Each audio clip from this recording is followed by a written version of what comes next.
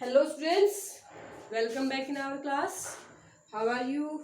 Feeling better? Let's start our class. In this video we will complete our second chapter.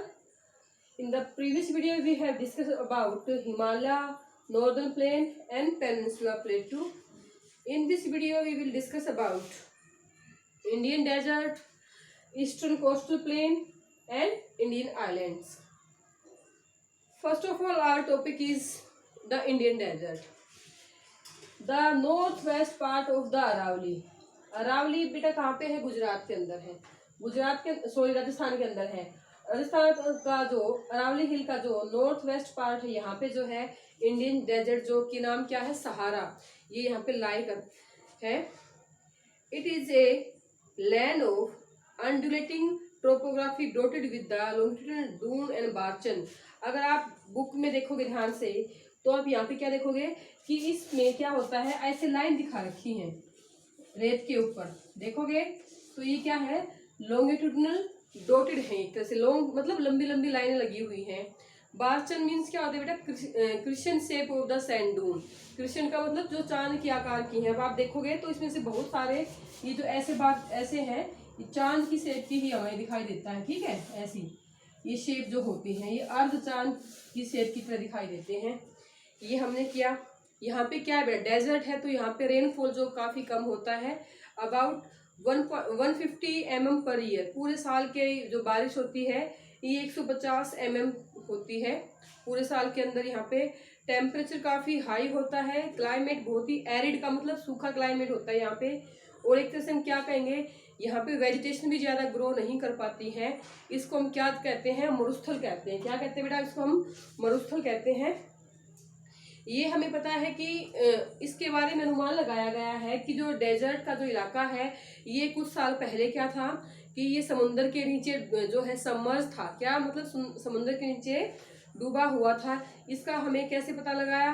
क्योंकि यहाँ पे क्या है कि बहुत सारे मराइन डिपॉजिट का मतलब क्या होते हैं? जो समुद्री जीव जंतु होते हैं, यहाँ पे उनके अवशेष मिले हैं। मराइन डिपॉजिट्स जो होते हैं कहाँ पे? बारमसार के अंदर, जो कि जैसलमेर के पास में है। यहाँ पे क्या दिखाया? क्या यहाँ पे समुद्री जीव जंतुओं के अवशेष देखने को मिले हैं। इसलिए ये अनुमान लगाया गया है कि ये जो इलाका है ये समुद्र के नीचे पहले सबमर्ज था। कब की बात है ये? 180 मिलियन ईयर्स की बात है। नेक्स्ट देखते बेटा, यहाँ पे कुछ फिजिकल फीचर्स क्या क्या मिलेंगे। यहाँ पे मशरूम रॉक होती है। मशरूम रॉक कैसे बनती है? आप रॉक्स बेटा दो तरह की होती है, सॉफ्ट रॉक और हार्ड रॉक। तो सॉफ्ट रॉक में क्या होता है? देखो ऐसे रॉक्स होती है यहाँ पे। ठीक है, ऐसे रॉक होंगी तो क्या होगा कि विंड जो है इनसे टकराएंगी और क्या करेंगी कि इनको बीच से इरोजन करती चली जाएंगी। बीच से का मतलब पहले ये ऐसी शेप हो जाएगी, फिर बाद में ये शेप ऐसी हो जाएगी। ऐसे ही यहाँ से होगा, विंड आएंगी, टकराएंगी और यहाँ से इरोजन होता चला जाएगा और ये विंड जो होती है इसकी शेप ऐसी कर देंगी। ठीक है, मोस्टली जो इरोजन होता है बेटा वो अपर पार्ट पे नहीं होता है, वो मिडिल पार्ट पे ही होता है। विंड जो इरोड करती है इसको, वो मिडिल पार्ट से ही करती हैं। तो ये एक तरह से कैसी मशरूम जैसी हमारी होती है ना, मशरूम जैसी रोप की तरह इनकी शेप बन जाती है। तो ये है बेटा हमारी मशरूम रोप। और क्या इसके अंदर दूसरा इसकी फिजिकल फीचर क्या है कि यहाँ पे जो सैंड डून्स है वो शिफ्टिंग हो जाते हैं। शिफ्टिंग कैसे होंगे सैंड डून? अब आप क्या सोचोगे कि जो रेत के टीले हैं वो शिफ्ट कैसे हो जाते हैं? तो क्या होता है बेटा कि जैसे जैसे विंड वहां पे चलती है तो क्या करेगी? वो इरोजन करेगी, वो मिट्टी को वहां से उठा लेगी। तो जो मिट्टी का टीला वहां पे बना हुआ है, अब मान लेते हैं यहाँ पे देखो ये मिट्टी का टीला है, तो क्या होगा कि यहाँ से हवा तेज चल रही है तो वो इस मिट्टी के टीले को यहाँ से एक तरह से इरोजन करके ले जाएगी और फिर उसको यहाँ पे जमा कर देगी। तो ये शिफ्ट ऑफ सैंड डून हो गया, नहीं हो गया? यहाँ से इरोजन किया और यहाँ पे डिपोजिशन कर दिया। तो बस इरोजन और डिपोजिशन क्या होता है बेटा? जहाँ पे विंड की स्पीड तेज होगी वहां से इरोजन होगा और जहाँ पे विंड की स्पीड कम हो जाएगी वहां पे उसको डिपोजिट वो कर देती है। तो ये कुछ शेप है, फीचर्स है जो कि वहां पे मिलती हैं। अब बात करते हैं इसके, ये इसको भी दो भागों में डिवाइड कर रखा है। नॉर्दर्न पार्ट, जो नॉर्दर्न पार्ट है इसका वो स्लोपिंग टूवर्ड द सिंध जो कि पाकिस्तान के अंदर है उसकी तरफ स्लोप होगा इसका। और साउथ पार्ट जो है उसका रन ऑफ कच्छ की तरफ इसका स्लोप होता है। रिवर की बात करते हैं तो यहाँ पे मोस्टली जो रिवर होती हैं वो इम्पेरेबल का मतलब क्या होता है, बहुत छोटी होती है और कुछ समय ही उनके अंदर पानी होता है। मोस्टली बरसात के टाइम पे पानी मिलेगा। Luni river is the Luni river following the south part of the desert is, यहाँ के साउथ का जो साउथ पार्ट मतलब ये वाला हिस्सा जो है, यहाँ से लूनी रिवर जो है ये फ्लो करती है। मेन रिवर यहाँ की यही है, डेजर्ट की लूनी रिवर। तो ये बेटा था हमारा किसके बारे में है, ये सब हमारा इंडियन डेजर्ट के बारे में है। अगर आपको क्वेश्चन आ जाए write 5 line on the Indian desert, तो आपको लिखना पड़ेगा बेटा कि ये जो है नॉर्थ वेस्ट में मिलता है अरावली हिल्स के, और इसके साथ साथ यहाँ पे वेजिटेशन भी कम मिलती है। यहाँ पे जो एनुअल रेनफॉल होता है वो 150 mm होता है। इसके साथ साथ हम क्या लिखेंगे, यहाँ पे इसको दो भागों में, it is divided into 2 part, north and south. In the north part sloping to the Sindh and the south part sloping to the Rann of Kutch. ठीक है, तो Luni river is the main river of this region. ये आपको 5-6 line जो उसके अंदर लिखनी है। अब आ जाओ बेटा कोस्टल प्लेन के बारे में। ये देखो बेटा हमारा यहाँ पे क्या है, कोस्टल प्लेन है। इसमें देख लेते हैं ध्यान से। ये देखो इंडिया का जो साउथ वाला पार्ट है, इसको ध्यान से देखेंगे। देखो बेटा इसकी बहुत ही फीचर्स है। देखो यहाँ पे क्या है, ये हमने पढ़ा था, ये हमारा क्या था, यहाँ पे डेक्कन प्लेटू था। ठीक है, डेक्कन प्लेटू के बारे में हमने पढ़ा, और इसको बस साफ कर लेते हैं अच्छे से।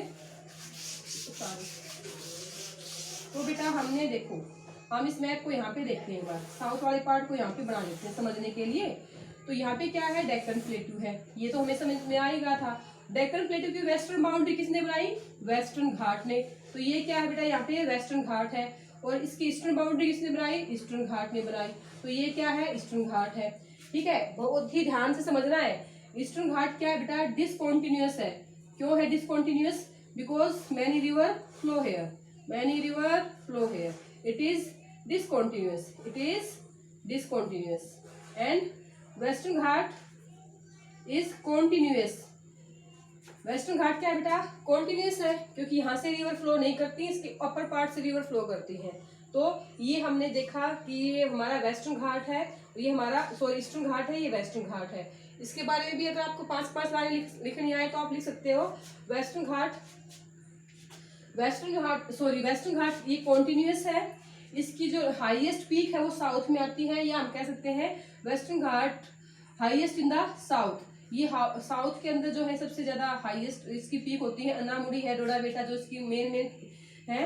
और इसके बाद हम क्या कहेंगे, यहाँ पे वेस्टर्न घाट को भी 3 भागों में डिवाइड किया था, वो हमने देखा था। सह्याद्री कहाँ पे था, महाराष्ट्र के अंदर था। और कर्नाटक के अंदर क्या था बेटा, नीलगिरी। और तमिलनाडु के अंदर क्या था, केरल के अंदर क्या था, अन्नामलाई और करडेमम हिल्स जो थी, इसकी अलग अलग पहाड़ियों के नाम थे। तो ये हमने देखा।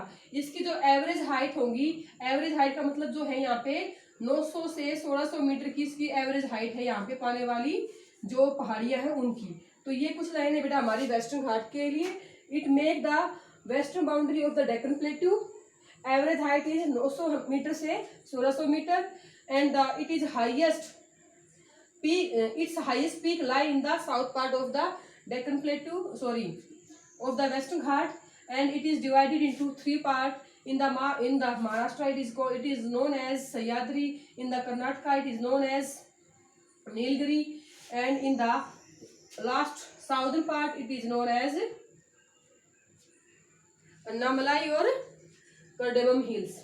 साउथ पार्ट, यहाँ पे वेस्टर्न घाट की बात करते हैं बेटा, तो Western Ghat make the eastern boundary of the Deccan plateau. It is discontinuous because many river passes this, and it is divided into 2 parts, Northern Sarkar and Coromandel coast.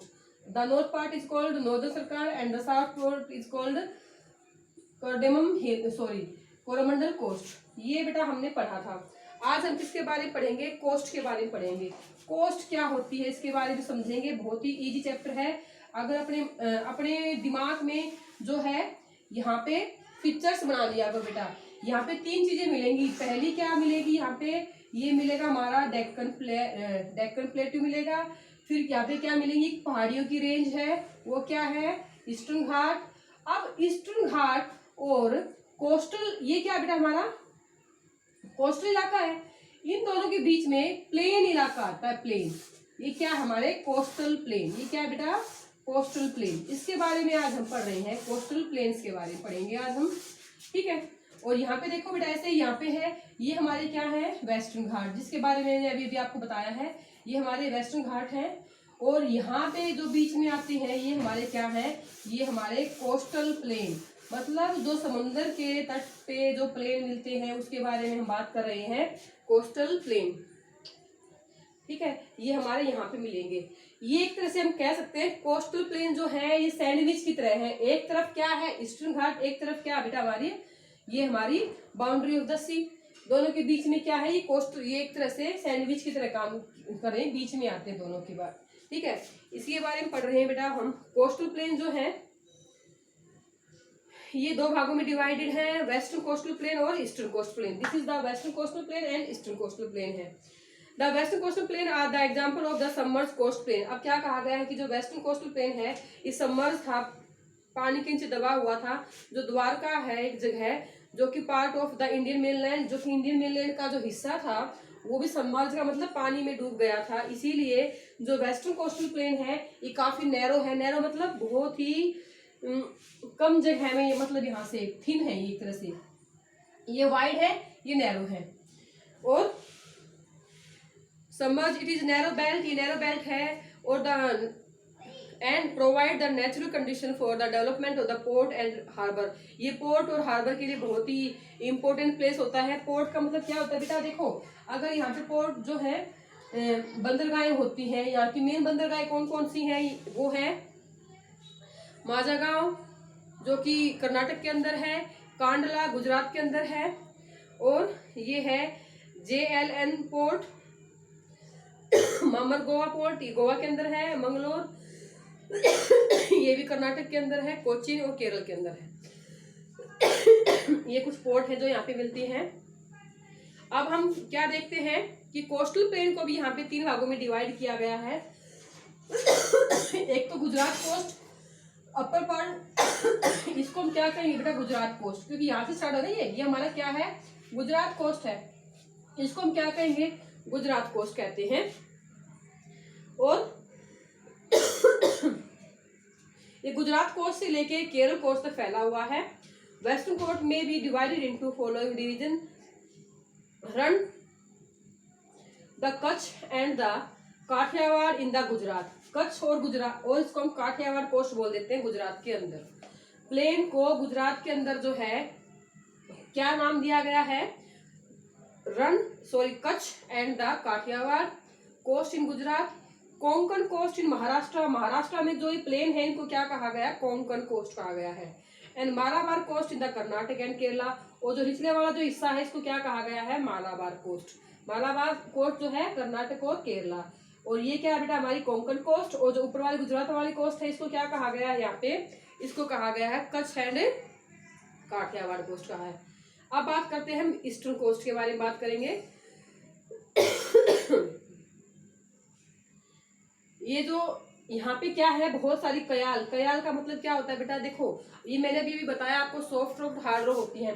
कई बार क्या होता है कि पानी यहाँ पे आएगा, टकराएगा इससे बाउंड्री से, ठीक है। तो कई बार क्या होता है कि कहीं कहीं पे सॉफ्ट रॉक मिलती है, तो क्या होगा कि पानी जो है वो इससे अंदर तक चला जाएगा, ठीक है। और वो वहां पे एक तरह की लेक बन जाती है। और ये जो लेक होती है वो फिशिंग के लिए और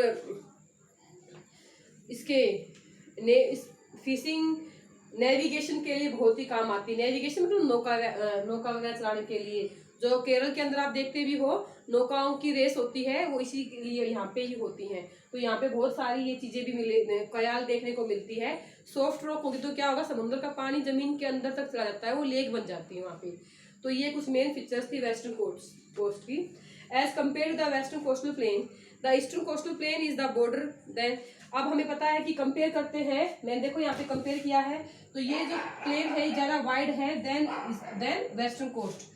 अब वाइड है तो क्या होगा कि यहाँ से जितनी भी रिवर फ्लो करती है वो क्या बनाएंगे बेटा, मैंने पहले बता चुकी हूँ मैं, वो डेल्टा फॉर्म करती हैं, ठीक है। जबकि वेस्टर्न घाट में जो रिवर फ्लो करती हैं वो डेल्टा नहीं बनाती हैं, क्योंकि वो स्लोप से आएंगी और सीधा समुद्र में मिल जाएंगी। यहाँ पे प्लेन ज्यादा होगा तो रिवर को फैलने को जगह मिल जाती है, रिवर का पानी फैल जाता है, डेल्टा फॉर्मेशन होती है। फॉर्मेशन जहाँ पे डेल्टा फॉर्मेशन होगी इसका मतलब ये वाला इलाका जो फर्टाइल मिलेगा, क्रॉप्स भी उगाई जाएंगी यहाँ पे। आगे देखते इसके अंदर क्या लिखा हुआ है बेटा। There are the well developed delta here formed by the river and eastern to the Bay of Bengal. These include the delta of Mahanadi, Godavari, Krishna, Kaveri, जो रिवर वो यहाँ पे डेल्टा बनाती हैं। It has less number of port and harbour, यहाँ पे less port और harbour है, क्योंकि जहाँ पे प्लेन नैरो होंगे वहां पे ही पोर्ट ज्यादा होती हैं। ये इसके बारे में इतना ही था, इंपॉर्टेंट जो चीजें थी मैंने आपको बता दी हैं सारी। ये आपको कोस्टल प्लेन के बारे में, ईस्टर्न कोस्टल प्लेन। आइलैंड की बात करते हैं। अगर देखो बेटा यहाँ पे अगर आइलैंड की बात करेंगे, ये हमारे आइलैंड कौन से, अंडमान निकोबार है जो कि बे ऑफ बंगाल में आते हैं, और अरेबियन सी में लक्षद्वीप है। ये दो हमारे आइलैंड ग्रुप मिलते हैं अपने देश के अंदर।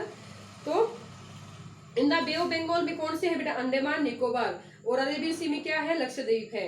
बे ऑफ बंगाल में जो आइलैंड है वो 572 आइलैंड मिलते हैं वहां पे। और ये जो है अगर हम बात करेंगे इनका एक्सटेंड की, एक्सटेंड देखो बेटा, मेन जो लैंड है वो 8 डिग्री 4 मिनट से शुरू होती है, हम पहले भी कर चुके हैं। जबकि जो हमारे आइलैंड है ये कहाँ तक शुरू होते हैं, मतलब इससे भी नीचे तक होते हैं, ये 6 डिग्री से शुरू होते हैं। ठीक है, तो जो हमारे आइलैंड है ये 6 डिग्री से शुरू होते हैं और 14 डिग्री नॉर्थ तक, 6 डिग्री से लेके और 14 डिग्री तक फैले हुए हैं हमारे आइलैंड। तो तभी तो हम कहते हैं मेन लैंड का तो सबसे साउथ वाला पार्ट क्या है, कन्याकुमारी। जबकि अगर इससे भी नीचे हमारा कौन सा पार्ट आएगा वहां पे, इंदिरा पॉइंट, क्योंकि वो 6 डिग्री से शुरू हुआ है वहां पे। तो ये कुछ मेन फीचर बताए गए इसके बारे में। और लॉन्गिट्यूडिनल एक्सटेंड की बात करते हैं तो ये 92 डिग्री से जो है और 94 डिग्री ईस्ट तक फैले हुए हैं, 92 डिग्री से 94 तक फैले हुए हैं। ये भी आपको याद रखना है बेटा इसको। ये दो भागों में डिवाइड किए गए हैं। नॉर्थ पार्ट को क्या कहेंगे, अंडमान, ये वाले पार्ट को क्या कहेंगे, अंडमान, और साउथ वाले पार्ट को क्या कहेंगे, निकोबार। इनको जो है 10 डिग्री चैनल जो है इनको अलग अलग करता है। कौन सा बेटा, 10 डिग्री चैनल दोनों को अलग अलग करता है। ये यहाँ से बहुत सारे क्वेश्चन आपके एग्जामिनेशन में भी आ सकते हैं कि कौन सा डिग्री चैनल है जो कि अंडमान और निकोबार को अलग अलग करता है। तो 10 डिग्री जो लैटिट्यूड है वो इन दोनों को अलग अलग करते हैं। आगे देखते बेटा यहाँ पे बैरन आइलैंड, यहाँ पे क्या है, एक बैरन आइलैंड जो है यहाँ पे एक वोल्केनिक एरप्शन भी होता है, उसको क्या कहते हैं, बैरन आइलैंड बोलते हैं। Only 4 active volcano in India, India के अंदर केवल एक ही एक्टिव वोल्केनो है जो कि अंडमान निकोबार के अंदर बैरन आइलैंड के ऊपर मिलता है। नेक्स्ट है the coastal line has some of the coral deposit and the beautiful beaches and these islands receive the convectional rainfall and have a equatorial type of vegetation। यहाँ पे क्या है बेटा, कोस्टल इलाके हैं तो बहुत सारी बारिश भी होगी यहाँ पे, और यहाँ पे कोरल डिपॉजिट भी देखने को मिलते हैं, अच्छी अच्छी बीचेस भी हैं, और यहाँ पे अच्छी बारिश भी होती है, अच्छी यहाँ पे पेड़ पौधे मिलते हैं। अगर हम बात करते हैं इंडिया के सबसे ज्यादा थिक वेजिटेशन कहाँ देखने को मिलती है तो हमारे वेस्टर्न कोस्ट के ऊपर, और हमारे अंडमान निकोबार के, और हमारे ईस्ट वेस्टर्न जो स्टेट है यहाँ पे देखने को ही मिलती है ज्यादातर थिक जो वेजिटेशन होती है। लक्षद्वीप के बारे में बात करते हैं भाई, इसमें लक्षद्वीप एंड मिनिकॉय, लक्षद्वीप एंड मिनिकॉय ये यहाँ के मेन आइलैंड ग्रुप हैं। दीज आर स्कैटर्ड, ये बिखरे हुए हैं कहाँ से कहाँ तक, 8 डिग्री से 12 डिग्री नॉर्थ, ये 8 डिग्री से और 12 डिग्री तक फैले हुए हैं। नेक्स्ट है अगर लॉन्गिट्यूड की बात करते हैं तो 71 से 74 तक फैले हुए हैं according to longitude. These island are located at distance of, इनकी जो डिस्टेंस है 280 किलोमीटर से 480 किलोमीटर तक है। Of the Kerala coast, Kerala coast से इतनी दूर पे पड़ते हैं, 280 से 480 तक दूरी है इनकी। The entire island group is built of the coral deposit. Coral deposit क्या मतलब क्या होता है बेटा, समुद्री जीव जंतु के मरने से जो दबने से जो बनते हैं। देयर आर अप्रोक्सीमेटली 36 आइलैंड, 36 है। इनमें से इनहेबिटेड का मतलब क्या होता है कि 11 ऐसे आइलैंड हैं जहाँ पे लोग अपना निवास करते हैं, लोगों का निवास है। Minicoy is the largest island. यहाँ पे मिनिकॉय है वो लार्जेस्ट आइलैंड है जिसका एरिया कितना है 453 किलोमीटर का एरिया है। The entire group is island broadly divided into the 10-degree channel, north of which is the mini island and south of the, ये जो आइलैंड है बेटा ये भी दो भागों में डिवाइड कर रखे is broadly divided by the 10 degree, इसको भी 10 डिग्री चैनल ने डिवाइड किया है। North which is the Amini island कहलाता है और साउथ में जो है इसको क्या कहा गया है कैनलोर आइलैंड कहा है। आइलैंड ऑफ दिस, ये जो आइलैंड है इसमें भी काफी सारे बीचेस देखने को मिल सकते हैं। और ये कुछ थी बेटा हमारी आइलैंड के बारे में। आपको बेटा हर एक फिजिकल पिक्चर के बारे में 5-5 लाइन अपनी नोटबुक में राइट डाउन करनी है। वेस्टर्न कोस्ट के बारे में, ईस्टर्न कोस्ट के बारे में, वेस्टर्न प्लेन के बारे में, ईस्टर्न कोस्टल प्लेन के बारे में। वेस्टर्न घाट अलग है, प्लेन अलग है। यहाँ पे आपको दोनों चीज देखने को मिलेंगी, वेस्टर्न घाट भी और वेस्टर्न कोस्टल प्लेन भी देखने को मिलेंगे। 5-5 लाइन सभी के बारे में लिखोगे। ऐसे यहाँ पे ईस्टर्न कोस्टल प्लेन भी है और यहाँ पे ईस्टर्न घाट भी है। घाट अलग है, प्लेन अलग है, दोनों के बारे में 5-5 लाइन लिखोगे बेटा, जब आपके सारे पॉइंट क्लियर हो पाएंगे। आइलैंड ग्रुप जो है इनके बारे में 5 पॉइंट लिखो। अंडमान निकोबार है इनके बारे में 5-5 पॉइंट लिखोगे। हर एक फिजिकल फीचर्स के बारे में आप 5-5 पॉइंट लिखोगे, तभी आप अच्छे से ये लेसन जो है आप उसके गो थ्रू हो पाओगे और अच्छे से आप आंसर दे पाओगे। Thank you.